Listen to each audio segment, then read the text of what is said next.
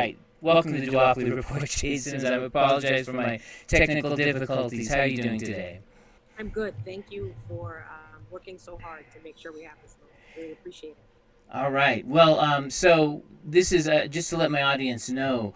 I was not aware of Jade Simmons' campaign until today. I got a group text message from some people I highly respect, and then there was a Zoom meeting with all of us, and Jade introduced herself to us and talked about the effort she's mounting to run an independent candidacy for president, and and then also about some of the immediate logistical needs that there are for her campaign to be in full motion here in New Mexico. So I said, well, what better place than the Duopoly report to announce Yeah. to other New Mexicans about what this is going on. So that's why we're here. So anyway, yes, you're an independent candidate for president, and That's right. independent and minor party candidates in New Mexico have their filing date tomorrow, the 25th, by 5 p.m. They have to file all their paperwork, which includes petition signatures, and from what I noticed, you have a requirement, like basically just a few shy of 3,500 minimum valid signatures to get your name placed on the ballot for the election in November. So how's that effort going so far? Yeah. We've been received really well here in New Mexico. I'm excited to be on your show just because of the name of it and the logo itself. I mean, we're already aligned in the sense that I keep saying if we're not ready to admit it now, I don't know when we are, but we've pretty much been in an abusive relationship with our two major partners for quite some time. And so I'm running as a completely unaffiliated independent. And there are some wonderful things that come with that. I get to participate in the electoral college, just like other major party candidates. I get to choose my electors. We have 5 that we have here. That's a remarkable show of diversity, not only ethnicity based, not only age based, but across the political spectrum. We are getting concerns about splitting the vote on both sides. I don't know when we've had a candidate where the Republicans are afraid she's going to split their vote and the Democrats are afraid. And we're finding out that we don't fit neatly in any box, which I believe the average American doesn't. And so the uphill battle so far has not been in finding people who are excited about us. It's been the logistical hurdles. So in 41 states, you can vote for me as a registered write-in. Some of those states I'll actually be on the ballot because the signature requirement is much lower than it is in other states. But in New Mexico and about 8 other states, there is no write-in status allowed. So that's why we're here to gather petitions. We were gangbusters the first day, Steve, because there were major events happening. So we were able to be on site at those events. Was that like for the Juneteenth Yeah, event we in had Roosevelt there Park? were there were that's right, Roosevelt Park here. We had 2 nights of a Juneteenth celebration. We have some events we'll be at tonight, but we're not taking any chances. So we are trying right now, thanks to you and some other incredible longtime organizers in the state who are in many ways lending us their political capital to say, listen, take your time. We want you to do your research, find out what I'm all about. But in terms of this time crunch, what we're wanting you to sign on to is to say that you believe we should have all the options available on the ballot. Steve and I were talking offline. Yeah, there's such a thing as voter suppression, but I can tell you candidate suppression is a real thing. I mean, and we're talking about the media being in cahoots on this thing. We've run into a pretty huge wall of silence where the media is concerned. They've been very open about why they're not covering us. We had a station, not here in New Mexico, but before, say we just don't cover independents, period. They wanted me to pick a side and I wouldn't. And then we had back in Houston, a producer and a left-leaning outlet say, hey, you're a distraction. You're going to mess up what we're trying to do. Those were his literal words. And so you want to believe the media. It's not supposed to have an agenda in this thing. And so people don't quite know what to do with a woman who's on a mission instead of being on a lopsided agenda. But we're finding that New Mexicans are receiving us warmly. And we're asking people to help us hit the ground, Steve, to really help us be hands-on in these last 24 or so hours that we have left.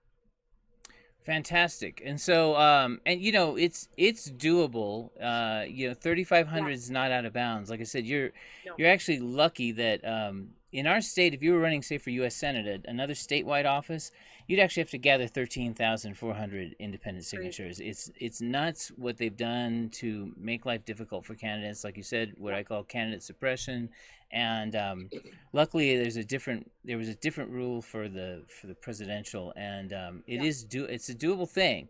So I've That's put great. up on our chat screen the info at operationrestoration2020.com. That's the That's email great. address to your campaign, so that if they can't meet someone live right now to pick up a petition page, that they can get it from that way, right? Yeah, you can have you have a couple options. We're trying to cut out as many steps as possible. Right now, you could literally go on the website, click a few buttons there in terms of help me get on the state ballot. You see a button specifically for New Mexico, but you'd have to enter your information and then you'd get an email with a petition. So we're trying to even short circuit that and just have you email us right away. We'll send you a PDF version of that form. Unfortunately, in New Mexico, you can't file electronically, so you'd have to print that out. And Steve, you were good just details. Print that out on 8x11 paper. Make sure it's a clear reproduction. And we would love, number one, for you to sign. Again, you're not signing to vote for me. You're signing to make sure I appear on your ballot. And we do need name, signature, the address where your voter registration is attached to, city and zip code. And then we have people on the ground who are willing to come to various parts of the state to pick up, to meet you halfway in many cases. In some cases, come all the way to you. So we have people who are ready to help in that regard. What we would really love is not only that you sign, but that you ask your family members, your friends, who might believe like you do, like we deserve more options, like all the other countries, Steve. All the other countries have Right. multiple people on the ballot that don't run for 2 years. And so we would love your help in helping us gather signatures. The page itself has 20 signatures total. If you can help us gather 20, that'd be great. Steve, you mentioned, all those signatures don't always count, right? Something goes wrong, something's not legible, and we may end up with a challenge on our hands. So we're actually working to collect more than what's required in terms of the minimum to be sure that we're covered. Right. And so, yeah, exactly. By the way, when she's saying, and you mentioned technical difficulties, I created a stream about an hour and a half ago, and there was zero audio. So we've had some of this conversation already, and I'm We're glad doing you're it again. That's all right. shortcutting it for us right now. That's absolutely Sure. correct. And this, I want to double, triple, fourple remind people that this is a general election petition. So any registered voter, no matter how they're registered, can sign this petition. So Democrat, Republican, Libertarian, uh, DTS with no party. If you were the minor party of some kind, you can any registered voter in the state of New Mexico can sign this petition because it's for the general election. So it's not like those primary ones where you have to be with a certain party. That's not enforced here. So get that out of your head. Absolutely any registered voter can sign the Yeah, petition. So now that's the right. trick is we got 25 hours, and I mean 25 hours like to the last second, and really Yeah. a little less than that because you got to get it all together. The filing will be at the Secretary of State's office in Santa Fe. So if worst comes to worst, you got to make sure that you're whether it's with one of your organized volunteers or yourself, getting Myself, yeah. together Be with there. the campaign and getting everything to them so they can file all the pages all at one time. Yeah. But it can be done. I've seen it before in this state. I've seen last second, oh my God, petition drives. Yeah. And you will be amazed, and just because you don't live in Albuquerque or Santa Fe or even Las Cruces where there's like a whole lot of people, Mm-hmm. don't think you can't. I mean, I can't tell you how many campaigns I've been on, and I'm sure your volunteers would do the same, where I've gone in the dead of night, Yeah. 100 miles out to this nowhere. It's a junction That's the between two, plan. a freeway and a highway, Mm-hmm. and met someone else who came 150 miles in his direction just to get their pages and to get everything done. And so I know that New Mexicans, if they really want to, Yeah. can do that and work with you all. I've also put your website, Yes. www.operationrestoration2020.com, Yeah. as there. Well, and that's where you had the click your state thing where you could connect with the campaign, right? Yes, and you can also, see more about platform there. Steve, you've been saying, look, I don't have to be sold on platform right now. I believe in the fact that all candidates have the right to run. But I think, it's fair to just let people know. I want you to understand why both parties are having such trouble with me. And it's been because I'm forcing a much more real, broader conversation than what's allowed with the talking points and the propaganda. The divisive issues that are put up front on purpose so that we feel like we don't have a choice but to stay behind one party line. So, um, we have Republicans who are accusing me of being a closet Democrat because when I challenge them in terms of being pro-life, I say that can't stop in the world. That we have to now care about lives of people um, dying in over militarized situations, lives of people like George Floyd, lives of children who are dying at the border. If you care about life, that must mean that you shouldn't be taking away SNAP in the middle of COVID-19. That's a hard discussion for them to have because it would be much more profitable to keep it focused on just unborn babies. And so, my friends on different sides are saying, Jade, you don't say things always like we want you to say them, but you're actually speaking to the heart of the issues that we care about. Right. And My friends, I yeah, have a feeling, and we've talked a little bit over this time, but I have the feeling that you are more of what I call a populist, and a populist is someone who thinks of public policy first as how it will affect just the regular, ordinary citizens, not yeah, the billionaires and the zillionaires, or not yeah, special interest groups or things, but just like regular, everyday Americans of all stripes, because they pretty much share the same situation. And I think where that blows the circuits for some people is that I think both the Democrats and the Republicans have done really well at finding a chunk of regular that's right. people and feeding them like some social issue that triggers their That's it. their button to argue over.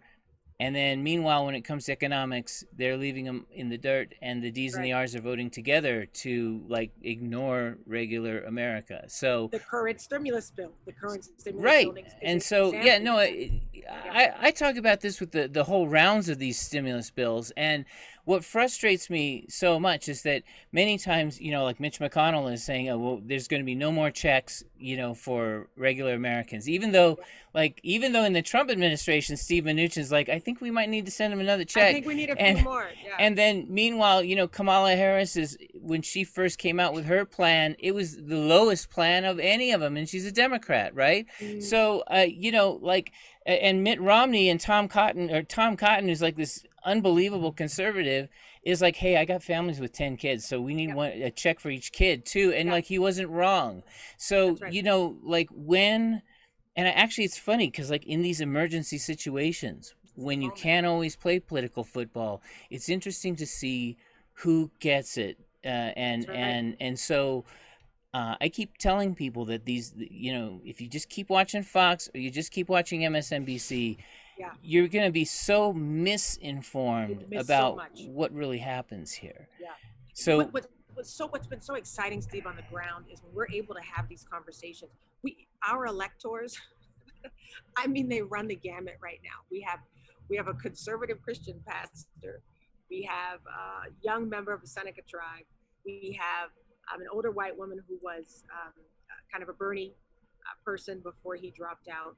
We have a black woman that would easily identify as pretty hardcore Democrat all her life. And what's happening is when we take the time to have conversations, like you said, because we've been given the moment.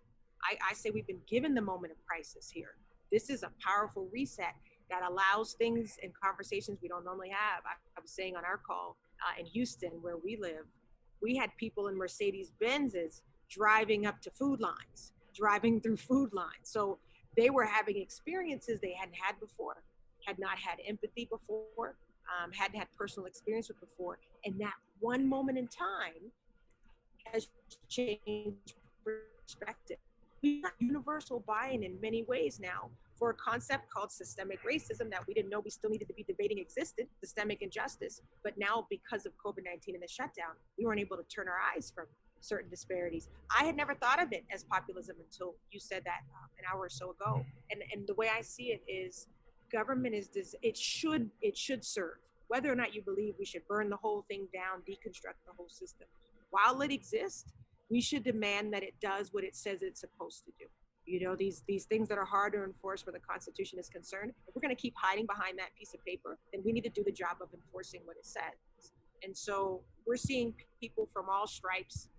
The people who have signed our petitions, if you tried to put them in one political party, it'd be the biggest, the hardest thing to do. And so we're excited to see that all of these people are finding a commonality here. Let me just end by saying I wouldn't be wasting people's time if we didn't see this as being possible. We think this is a unique moment in time that calls for a unique voice. I keep saying I feel like the current president is more of a cheerleader. He's going to tell us the score is good even when it ain't. I used to cheer when I was little, and I remember we would say these things and no, the score doesn't really reflect what we're saying, but we're just going to keep cheering anyway. But we would have to reconcile come that last touchdown, and we couldn't make the score work. I feel like with Vice President Biden, while you may not be able to point to the same kind of overt character deficiencies that we have in the president, I see him as more like chicken soup. We'll feel better. He'll make us feel better. The chaos will stop. But I think in this season, we can't afford to just feel better. We got to actually do some things that we hadn't done before. And now that we have multicultural, universal buy-in, this is a moment that I can't imagine our two major party candidates speaking into in the way that I would pledge to do. So when you sign, again, you're getting me on the ballot, but I hope you would do your homework, hold me accountable, watch me as the walls finally begin to break, and see if what I'm saying is something that resonates. So Steve, thank you just for the time to be able to even share this. Well, and like I said in the other stream, and I tell others, is that I've done some analysis on the voter turnout for president in 2020, and the narrative is that people didn't show up to the polls, people didn't vote, and what happened is that Hillary Clinton, the Democrats did suffer a lower vote total, and actually the Republican one wasn't fantastic, but when I went back and looked at the raw numbers, 6 million more people actually showed up to vote for president throughout the nation than in 2012. There were 6 million extra votes than 4 years ago. So, and then what I also then saw was that there were it's sort of, I don't know if it's, you can't do it one for one specifically, sure. But amazingly, there were 6 million more votes given to a non-Democrat or non-Republican candidate than in 2012. And so what that shows me is that there were probably new people who voted for someone else. There were probably people who used to vote for an established party who voted for someone else. So there's 6 million more last time. There's no reason why this trend, we can't make this a trend and continue. This is it. And the biggest thing I tell people is that here is the thing. Like in 2016, when I saw the remaining two, the big party two candidates of Clinton and Trump, I had no home. And so at that point, what I said is that whatever happens in November, I'm not going to get, anything close to what I want. And so that what I'm going to do is I'm going to plant a seed for the next election. And, I garden, and I know that when I put that tomato seed in the ground, I don't get a tomato tomorrow. I got to work it. I got to plant it. I got to let it grow. I got to foster it. I got to nurture it. And then the bounty comes later. And so I just see this all as another part of this process that's going on. And I'm really glad that you're jumping in this race. I'm glad for more people on the ballot no matter what. So, once again, because we may have one or two people who came in late, www.operationrestoration2020.com. I've got it on my chat screen there. You can click on a button there that says, what to do in my state, and you can get in contact with one of their operatives to get a petition form. We've only got till tomorrow at 5 to file, and honestly, they need the paperwork before that to put it all together. And info@operationrestoration2020.com is an email where they could email you a petition form. Get it, print it, sign it, get everyone in your house to sign it that's registered to vote, get a couple other friends before you turn it in, and let's get someone else on the ballot. And like I say, is that so that Jade has an opportunity to earn our vote, right? I'm not telling anyone to vote for anyone at this moment in time. Everyone, including Trump and Biden and whoever, they have to earn our vote in November. And no entitlement. No entitlement for anyone. So so thank you very much, Jade. I'll let everybody know and forward this through, and have yourself a good day. Thank you so much, Steve. I really appreciate it. Thank you all Okay. for your work And as well.